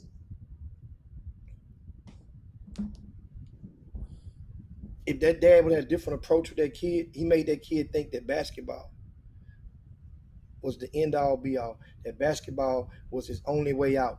If there's more you can learn about your kids, then you will learn that they may have everybody has other interests. Do you know what their other interests are? Besides, otherwise, if you don't learn, they're gonna find the other ones. It might be somewhere in their cell phone. Then they're trapped without communication skills, and they can't damn sure can't dialogue with you. But it's situations where as parents are out there have been beating on their kids, beating on their sons and or daughters probably because they did not rise up to the expectations or the occasion when it presented itself. It don't have to be that way. Now, it don't. That's why so many of them kids don't want to go home. They'd rather stay with their homeboys' house. That's one less beating he got to get. So that's a good one, man. I'm sitting there been thinking about, man. Imagine somebody beating the babies because of a basketball game. Shout out to y'all. I'm just that was my only son. Hey, had my name. Now if he got out of pocket, I gave him. Yeah, we didn't play, but basketball. But congratulations to Jimmy, who is to be some. Congratulations to be someone elite, whatever that is. 15U ride. Be someone elite. They 9 wins and 0 losses this weekend. Damn, they how been can 9 and you 0? play 9 wins? Jimmy, how can you play 9 games this weekend? Thursday, Friday, Saturday, Sunday. Huh? No, there ain't no way to play 9 games. What that what Mama said, man? That what my Mama said up here. If they played 9 games, it was illegal. You only can play 2 games in one Mama, day don't during the put that live up period. there on the screen no more. Then I don't want you to get in trouble. So Thursday, Friday, Saturday, Sunday. That's 2 games, but that's 8 games the most you can play. You could play 9, but it wasn't illegal. It wasn't legal. It wasn't a live event. Oh, it wasn't. Okay. Maybe 15. Maybe they played. It was on the. She said it's on the UA Rise. UA Rise, whatever UA Rise. They're a local team, I think, based out of Greater Houston that they played in the spring icebreaker, I think, back in a few months ago. And I didn't get to see them. Speaking of the Under Armour, I was in Atlanta, and my primary obligations was 17U, as it should be. And you got to realize I'm not there. I'm not for hire. So no summer team paid me to follow them. No summer team paid. No parent paid me to go and write about the kid. That ain't what I do. I'm not for hire. If y'all want to help me out, I can tell you some other things where you can help me. But that ain't it. So in case you don't know, people see me, they get to wondering like, well, no, that ain't what I do. Now, what I do is I try my best to be 100 about what I see, or if I speak about what I see. Most things I see, I don't speak about. I'll say it again so it can soak in. Most things that I see, I do not speak about. That is why one of the reasons that I've lasted so long in this space, because bones are buried everywhere. And if I'm out there speaking about everybody's bones, then people would tell the others, the word would get around, that man, don't talk to him. He gonna tell you business. So so that's how I've made it in this space. I've been a safe haven.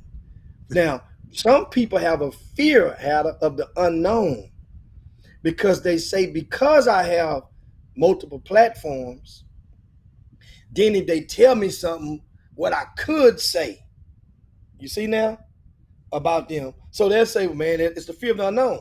You that dirty and you that untrustworthy. But if I'm deemed to be that ain't what I do, then you ain't got to tell me your business. No, I don't. I'm just saying you ain't got to do your business around me. No, that ain't that, exactly. Just understand. In other words, I'm not the snitch. If I was that guy,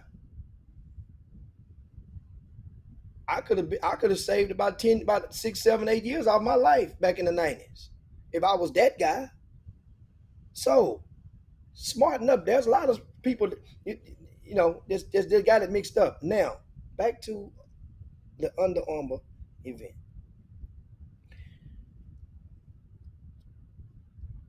I got a chance to learn a whole lot about a whole lot of players, their parents, and their coaches this past weekend, as my attention focused on a lot of the teams from Texas.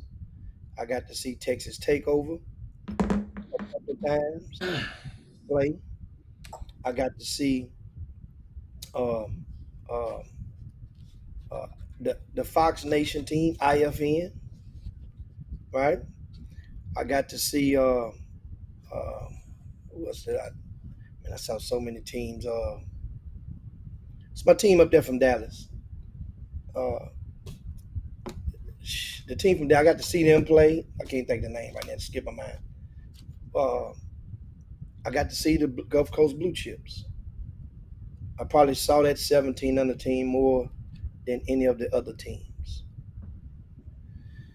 And I'm proud, first and foremost, of of Byron Rim, because I did a little homework, and to my knowledge, he's the only, or put like he may be the only current grassroots coach of a 17 and under sneaker sponsored team that was a head coach in the Division One ranks for 10 or more seasons. He was a Division One coach, not assistant coach, head coach for at least 10 seasons. I don't know if there's another coach out there on any platform that has that on his resume. So that means of those 10 years, Hatter, you would think that Byron Rim knows what a Division One prospect looks like based on all of the teams that you played against and all of the players who suited up for you in the SWAC. You had to have known SWAC isn't always have been a gauntlet. It wasn't it, and understand. So he had to been able to deal with a very talented team that has primarily one player that's having success this past weekend, but they're coming off the heels. They went 0-4 the last circuit they played in. They went 0-4, got their heads beat in, come off the plane, lose their first game. So that's 5 straight losses. And when they're playing, they weren't the team that attracted the attention of the high major schools in abundance. There's only one player on that team that has multiple Power 5, P4 offers, multiple only one. Committable offers. Well, and so for you to juggle that and get those guys to focus on winning, they won 6 straight games, Hal, by an average of 22 points margin of victory during those last season. They wasn't just winning; they opened up fresh cans of whoopers every game, twice a day, all the way through Sunday after their first loss. And Byron Rim commanded the attention of those kids. I'm watching. They would look at him, listen to him, and react on simple instructions because he was a college coach. So some college coaches, he ain't the coach that's cursing. So some of these kids, they can't react. They don't like you or love you unless you cussing their ass out. You gotta MF these kids to death for them to think that you cool. Byron Rim ain't that coach. And I'm looking at him, and he has to go through, and he's sweating. He's sweating at one point, had it more than the kids on the court was sweating. But they ended up reciprocating, and ended up realizing he made believe that you asked earlier about 20 points a game. So Adam, the leading scorer this past weekend on that team, you know the average? They won 6 straight after losing that first one. Lost first one by 4 points. And I got a whole different, set of circumstances what could have went into how they lost that first game. I wrote that in the VIP news on RCS Sports. Big, long, detailed write up, and I detailed what different things that happened. Starting off with the plane being delayed 4 hours and them landing at 11:30 and got to play the next morning, right? And them getting it, the rental car people saying we got a recall on your vans and you got to get it. They got to go and shuttle bus all the way to the hotel, 45 minutes away. But anyway, back to this: 13 points, 0.8 points a game was the leading score on this team that went 6-1 this weekend. So if the bell curve 13.8, that's the most. That's a guy that was ranked a month ago in the top 50 or 60 in the country. He could muster. That's basically three, slightly over 3 points a quarter. Think about what we're saying, and you can have success.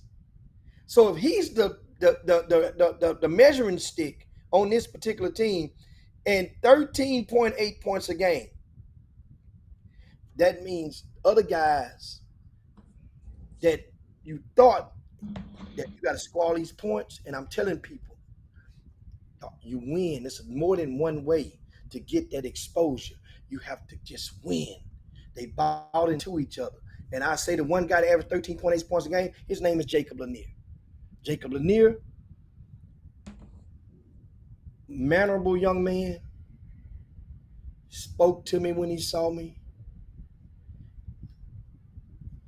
Humble, but on that court, if you get into it, he's going to give it back to you.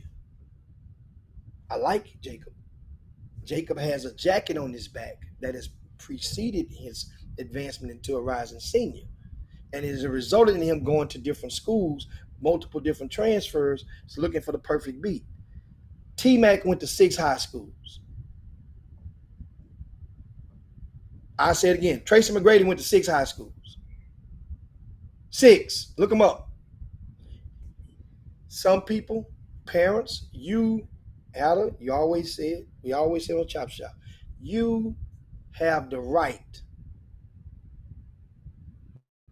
to make the decisions for your kid, because your name's on their birth certificate. And you also have the right to F it up for your kid. It's your right. It's your obligation. But I want to mention a couple of these other guys I mentioned about this team.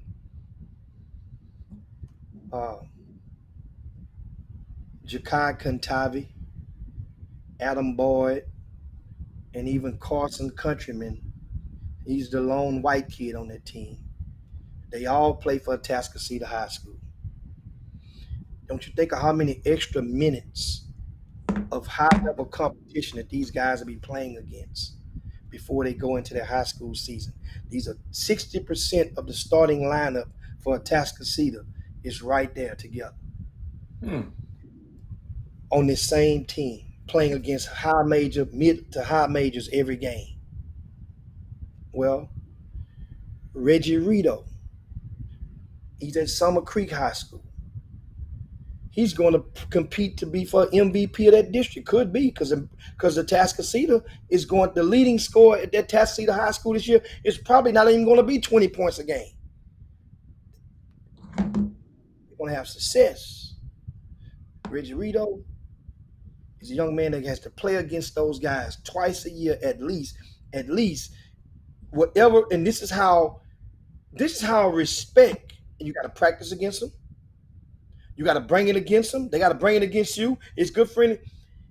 I would not be surprised if a Reggie Rito and Jakai Kantabi and or Adam Bard ain't bars riding in the same car or playing on the same team in the pro-am in about 4 years, Adam, or 3-4 years. I'm just saying I can see the relations. You say create memories. Yeah, I'm gonna butt your ass in December and January in district play. I'm giving your ass 30, but you my boy right now. I ask with you right now. Go get it. You come out the game. I'm coming in the game for you. And yes, it don't feel right sometimes because you feel like you better than this. Yeah, and you could be, and you may be, but you only control what the hand you dealt with. And so, young man, what you mean? You feel like you're better than this? What you mean? Better than them. I say better than them. Like you said earlier, you feel like your kid was better than the guy that he's playing in front of. Sometimes people may feel that way. Mm-hmm. But when you get those minutes, you can't take it out on the teammates and not pass the ball. They steal it ain't the other guy's fault. Now you get in there and guess what? You make them baskets, and you make plays. Shout out to them. Shout out, hey, big fella Will from Congo, Adam. Big Will. Yeah. He got a chance to be a problem. Double digits in 5 of the 7 games. Right? But I can go on and on, but I just want you guys can read the detailed recap. That's why I didn't do much talking on them. I did so much writing on them. I haven't written a piece that long since writing in the magazine. That's a long piece that I wrote about that team. I'm going to write more about the 16s. I'm going to write more about include Texas Takeover. I write more with some of the other teams, JL3, what they did and down in Houston Hoops. Can't forget about the Houston Hoops. This is a land of well, it should be a forgettable year. We talk about them on the show. But I wanted to give props to those guys. S.J. Young. Oh, my goodness. Mm-hmm. S.J. Young, Ada. You got a nephew coming from in Willis, Texas. And this young boy right here. Telling me about somebody from Willis. Yeah, I mean, we knew about him. You saw him play before. We didn't pay attention. I'm just saying, he's a main artery on this team. You go read that report, that recap, and you will see this young man. See, here's the bundle that I'm selling for you guys and to college coaches. Gulf Coast Blue Chips is without a question, a buffet for any mid-level winning program in the country. Because you go there, you get your NIL bag, and you can play your way up and get a real bag, a greater bag. It ain't all about going to the biggest school you can find. You want to go where you can make an immediate impact. They have multiple players on that team that I know that can play in a 16 to 20 minute slot as a true freshman at some mid-level programs. I know that. Know that. So now that means college coaches that come there, you can't wait until you see Auburn on the sidelines and then you want to play hard. You're cheating yourself. You got to play hard in front of any of those coaches on the sideline, whatever the school may be, because you're auditioning. You don't know what school that, how are you coaching at Boogaloo State? Your homeboy coach at Georgia Tech, but he got to be down at the Nike event. You at the Atlanta at this event. You tell him who you going to see. I'm going to see this blue chip team. Man, hey, he going to tell you, hey, they got a kid on that team that I need you to take a look at for me. Right? And you're going to see that. That's why I'm telling you, you never know who's watching. Just because those coaches ain't on the sideline, many of those coaches are asking other people their opinion of what they saw. As I told one kid, I leave you guys with this. The best thing you can do, I mentioned it earlier, I reiterate, energy on the bench. If your son is on that bench, the more that he can instruct or relay positive communications to his teammates that are on the floor, a college coach will notice that in a heartbeat if you're consistently doing it. When he come out the game, you give him a real high five. Not that, see, some kids just stick their hand out there, Howard, and want you to just walk by and do that. You see? And some kids are really happy for their teammates. If you can install in your kids to try their best to be truly happy for their teammates during that little short span, I'm telling you, I promise you, the games are being filmed. You can take that film and you can make a mixtape on that film. On my mama, I guarantee you, I can get any kid a look or a chance if you got a mixtape doing that right there. That's the part that's overlooked in this basketball. Everybody don't need a point scorer. Everybody don't need a ball handler. You need some people to fit, to make the team, to create culture. That helps with it. If you ever go and look at University of Houston, watch them when them kids come out their game. Watch them when the kids come out their game. Watch on their sideline when you ever, and it's, understand, but that's what championship pedigree is. You root for it. I saw some energy from the blue chips, but I'm not singling. I'm talking about period. Any of you guys that are watching right now, teach your kids to simply root and toot while they're on that bench. Positive energy. Just call out the names. It's different. It's different because most teams are not doing it. It's different. It draw attention to me. That coach gonna say, "Who? I like number 4 at the game." Coach say, "Man, coach, how you like number 20? Man, he scored 20. Yeah, 20, all right. But who's that number 4 on that bench? I got a walk-on spot for him." Guys, it's just that easy. Just that easy, man. So that'll leave you guys with that. It's that time. Make sure, once again, if you missed out, go to rcssports.com. rcssports.com, and you'll check out the detailed recap. I'm talking about it's some of my best work in a long time, and about what I saw close hand with the Gulf Coast Blue Chips. They have the 8th best record of all 30 Under Armour teams right now going into their tournament this weekend in Chicago, Illinois. That is Moody. I might be coming your way, boss. I like what I saw somewhere. I'm telling you, I like what I saw. Okay. With those kids, I like what I saw. Didn't no parents try to come and play no games. I like that. I like the 16 numbers. I'll tell you about them tomorrow. You heard, that's the one that Peyton Jones is on. Peyton Jones. I like Peyton. Absolutely. Yeah. We'll tell you about all that and more tomorrow. Okay. On the Chop Shop. Make sure you guys share the show. If you haven't done so, share the show on your way out the door. I got to go and run a lot of errands, get some stuff done, and we'll see you guys in 24 hours. Okay. Share that show right now. Chop Shop. Repeat. Jim Hicks, Rob Hatter, you are now tuned in to the Chop Shop. I'm Retro. Let's get it. We in the Chop Shop. We live in the Chop Shop. We talking sports talk. We live in the Chop Shop. We in the Chop Shop. I'm talking sports talk. So turn your dials up. It's live in the Chop Shop. We in the Chop Shop. We live.